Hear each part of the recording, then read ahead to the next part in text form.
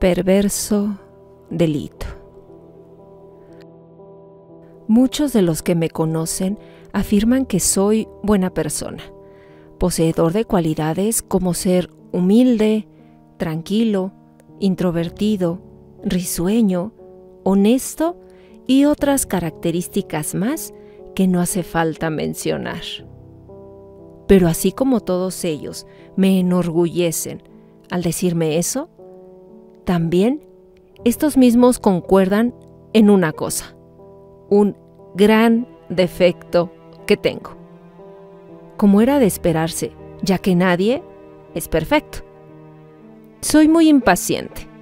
No soporto por mucho tiempo algo que me molesta o incomoda. Si estoy en un lugar que no me gusta, simplemente me pongo de pie y me marcho. Si estoy con una persona que empieza a caerme mal, busco cualquier excusa para alejarme de ella. Soy así desde que tengo uso de razón. Jamás perdí tiempo en algo que a mi parecer no vale la pena. El gran ejemplo que les puedo dar es que cada vez que mi esposa comienza a reprocharme por alguna estupidez, me doy la media vuelta y salgo de la casa. La dejo hablando sola y regreso recién cuando calculo que ya se le pasó la tontera. Ahora bien, de seguro se estarán preguntando por qué les estoy contando esto. Y la razón es porque quería ponerlos en contexto para que puedan imaginar, al menos mínimamente, la tortuosa situación en la que me vi envuelto con aquel nefasto muchacho, quien forma parte primordial de esta historia. Mismo que, conforme pasaban los minutos, aparte de tener que soportarlo a él, empezaron a hacerse presentes algunos eventos extraños que me llevaron a vivir el viaje más hórrido de mi vida. Mi nombre es Walter Puentes Aldana. Soy trailero de profesión. Corría el año 2009 cuando me pasó lo que estoy a punto de contarles. En una oportunidad, el jefe de la empresa me pidió un favor, al que por respeto no pude negarme, pero que fue el detonante de todo lo tétrico que tuve que vivir. Walter, amigo, necesito que me hagas un favor. Ahora te toca ir a un destino, en cuyo trayecto te tocará pasar por la ciudad donde vive mi ex esposa. Y tú ya sabes que con ella no nos llevamos bien. Pero ese es otro tema. Se trata de mi hijo, Miguel. El chamaco tiene que ir a pasar el fin de semana con ella. Y como es un total atorrante, no le quiero dar dinero para que viaje. Ya la vez pasada se lo gastó en alcohol y con sus amigos. Y al final, ni fue. En otra oportunidad, devolvió el pasaje que le compré para hacer exactamente lo mismo. Tú eres testigo de que no puedo dejar el trabajo de la empresa para llevarlo. Así que de eso se trata lo que te quiero pedir. Si tú lo llevas, ya no tendrá oportunidad de escaparse, porque ni modo que se baje en medio de la carretera y se quede deambulando por ahí. Pero no te preocupes, ya le advertí que se porte bien contigo. Caso contrario, lo voy a castigar, dejándolo meses viviendo allá con su madre, puesto que no le gusta pasar mucho tiempo con ella. En concreto, en el trayecto que tienes, te queda muy fácil para dejarlo en esa ciudad. Solo te costará demorar unos minutos y ya. De esa forma, el chamaco mal portado no tendrá más opción que obedecer. Espero que no te moleste. Tómalo como un favor que me haces. Me conoces muy bien. En algún momento te lo voy a recompensar. Sin sospechar de las consecuencias, acepté sin dudarlo. Conocía de vista a sus hijos, ya que a veces los llevaba a la empresa. Pero con respecto al muchacho del que me hablaba, desde lejos se notaba que era bastante complicado. El chamaco tenía 15 años de edad en ese entonces, plena adolescencia, rebelde y soberbio. Y eso que jamás llegué a conocerlo muy bien. Lo gracioso fue que mi jefe me pidió ese favor cuando yo ya estaba a punto de subirme a mi tráiler para comenzar el viaje. Y su complicado muchacho aguardaba en la oficina con su mochila y su carota de pocos amigos. 15 minutos después, ya estábamos transitando por la carretera. Eran como las 12 de la noche y calculaba llegar a ese destino poco antes de los primeros minutos del día. El rostro de Miguel demostraba el tremendo enojo que tenía al ser obligado por su padre a viajar de esa manera. Aunque luego descubrí que también mi presencia lo irritaba, ya que al intentar romper el incómodo silencio, quise hacerle plática y de inmediato me interrumpió, hablándome de una forma que resumió lo nefasto que sería el viaje.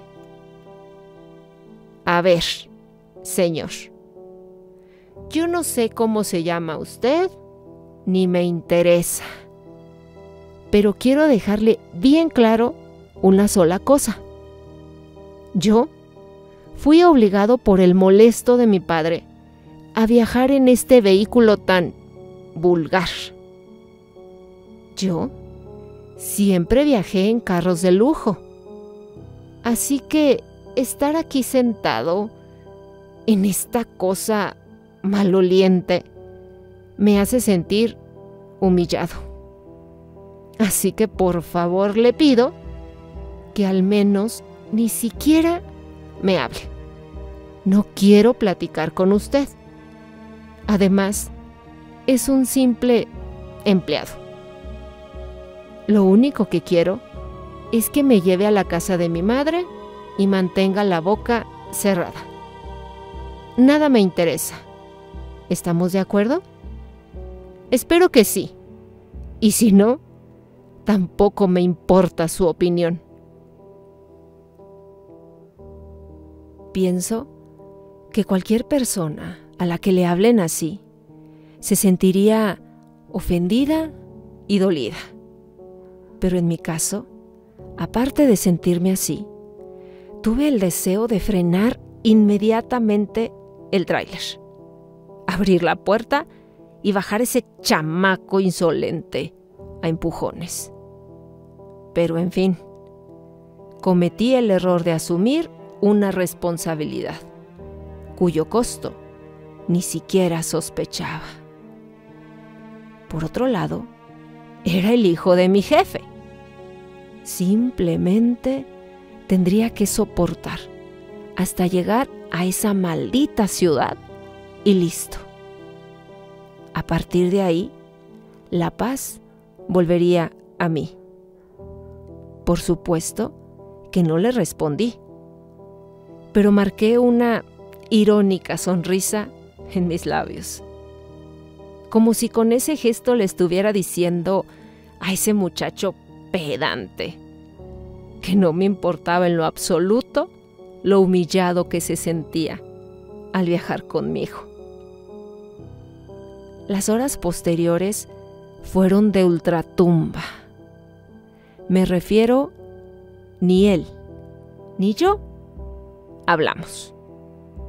Hasta que pasamos por una estación de servicio y al intolerante Miguel se le ocurrió pedirme que nos detuviéramos porque quería usar el baño. Yo me quedé esperando en el tráiler. Luego de unos 15 minutos, y al ver que el chamaco no regresaba, me bajé para ir a buscarlo. Los baños estaban al lado del local comercial que había en la estación de servicio. Cuando llegué a la esquina y me disponía a doblar, ahí apareció él. Pero su rostro ya no era el de antes. Tenía una sonrisa burlona que me irritó apenas la vi. Asimismo, me di cuenta que andaba en algo raro, ya que cuando nos topamos de frente, noté que rápidamente se llevó una de sus manos al bolsillo de su chamarra. Le pregunté si estaba todo bien, pero ignorándome absolutamente, se dirigió al vehículo manteniendo esa maníaca sonrisa. Luego de unos kilómetros de viaje, por fin el patético muchacho se durmió, apoyando su cabeza sobre el espaldar del asiento.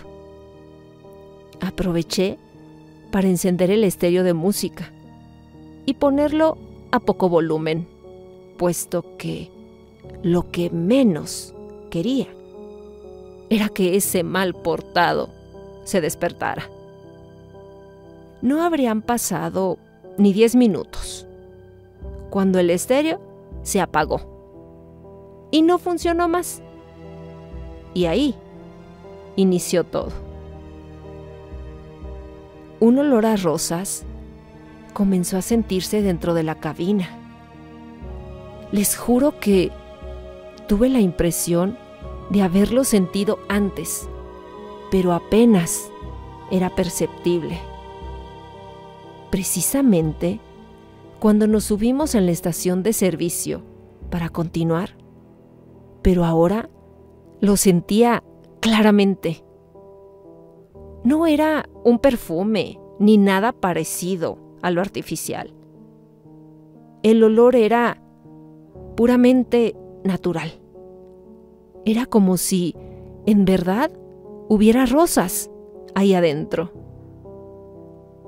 Mientras buscaba con la mirada lo que estuviera provocando ese fuerte olor, me percaté de que algo brilloso se asomaba desde el bolsillo de la chamarra de este chamaco. Por más que estaba viendo al volante, me daba mañas para ver de rato en rato con más detenimiento, hasta que descubrí que se trataba de una cadena con un dije pequeño, una medallita.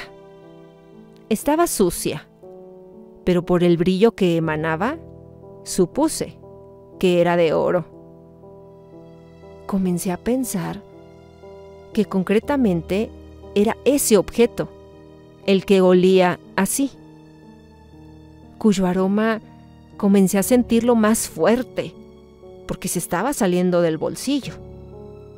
Miré a Miguel y este seguía profundamente dormido. Así que quise aprovechar para tomar la medallita y así contemplarla mejor, siendo en ese momento cuando tuve el primer aterrador susto de esa noche. Cuando extendí la mano para tomarlo, tenía mi mirada hacia el frente. Es por eso que no sé de dónde salió. Algo extremadamente frío me sujetó la muñeca, lo que me obligó a girar rápidamente para mirar de qué se trataba. Un intenso Escalofrío me recorrió por todo el cuerpo al ver que era una mano negra la que me tenía agarrado. Era casi esquelética y la poca carne que tenía era pútrida y purulenta, como si fuera la de un cadáver. Retiré rápidamente mi mano mientras lanzaba una expresión de terror. Les prometo que logré sentir cómo esa cosa me jaló la muñeca por un instante, como si hubiera intentado evitar que yo la retirara. Mi grito despertó a Miguel, quien comenzó a insultar por haberlo despertado de esa manera, ya que lo vi brincar del miedo. Cuando volví a mirar hacia su bolsillo, la medalla seguía de la misma manera, pero ya no había nada más. La mano cadavérica simplemente desapareció. Como ni siquiera le hablé, Miguel se volvió a dormir minutos después. En tanto seguía conduciendo, trataba de analizar racionalmente lo que me acababa de pasar, pero no se me venía nada a la mente. ¿Con qué justificar tan funesto fenómeno? Horas después, y todavía estando en ese pávido estado, volvió a acontecer una cosa más, pero ahora 1000 veces más aterradora. El olor a rosas regresó de la nada. Recién entonces caí en cuenta que éste se había disuelto cuando di el grito, pero ahora venía con más fuerza, convenciéndome que provenía desde atrás, donde tengo mi cama para descansar. Ya no quise ni mirar. Sabía de qué se trataba y sentía pavor al pensar que esa cosa pudiera manifestarse de nuevo. Actitud que resultó ser vana, ya que ese fenómeno volvió a mostrarse a pesar de todo. Era una mujer, una aparición fémina que comenzó a asomar lentamente la cabeza hacia adelante, de tal manera que salía desde atrás, por el medio de los 2 asientos. En tanto, yo sentía que mi corazón se aceleraba enloquecido. Veía con el rabillo del ojo los largos cabellos negros, tapando verticalmente la mitad de la cabeza, sobresaliendo solamente la cara, nariz, labios, ojos. Cada facción que podía percibir tenía la misma tonalidad de la mano que había visto antes. Como así también, la poca piel que alcanzaba a notar estaba en total estado de putrefacción. Debo remarcar que el perfume a rosas seguía siendo lo que impregnaba el entorno, contrariando de esa forma al nauseabundo olor que debía despedir un cadáver, lo cual me llevó a considerar a la mujer que en realidad se trataba de un alma en pena. Lúgubre instante que abrumó todos mis sentidos. Horrida apariencia que turbaba mi mente. Mortífera manifestación que aumentó mi pánico cuando noté que la mujer empezó a voltear hacia mí, de modo paulatino y siniestro. Ahora sí podía divisar su rostro abominable, monstruoso, pero siempre con el rabillo del ojo. Y creo que si yo hubiera girado mi cabeza para mirarla de frente, hoy no estaría contándoles mi experiencia. Hundido aún en ese macabro estado, algo incoherente sucedió. El chamaco despertó, miró hacia todos lados para luego sacar su celular de uno de sus bolsillos y fijarse qué hora era, puesto que después volteó para verme y preguntarme cuánto faltaba para llegar. La perplejidad que me inundó no me dejó digerir el momento. No era posible que Miguel actuara como si no hubiera nada. La cabeza de la mujer aún seguía ahí, como aguardando a que en algún instante yo la mirara. Solo Dios sabe cómo fue posible que lograra continuar manejando el tráiler en esa condición. Lo cierto es que recién pude recuperar mis sentidos cuando me di cuenta que dicha aparición había desaparecido. Esa noche finalmente pude cumplir con mi compromiso. Llegamos a la ciudad y dejé al muchacho en la casa de su madre. Luego de eso, regresé a la carretera, pero me quedé estacionado a un costado por varios minutos. Quería cerciorarme de que aquello era real, que no estaba loco. Por suerte, no volvió a ocurrir nada más durante el resto del viaje.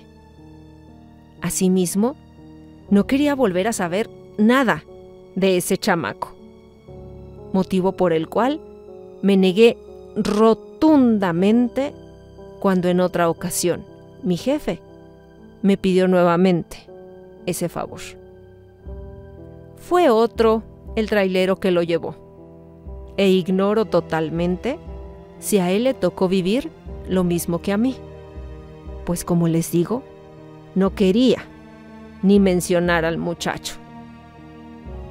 Tal vez algunos de ustedes piensen que estoy siendo duro con Miguel, pero les juro que hasta hoy en día siento que lo detesto.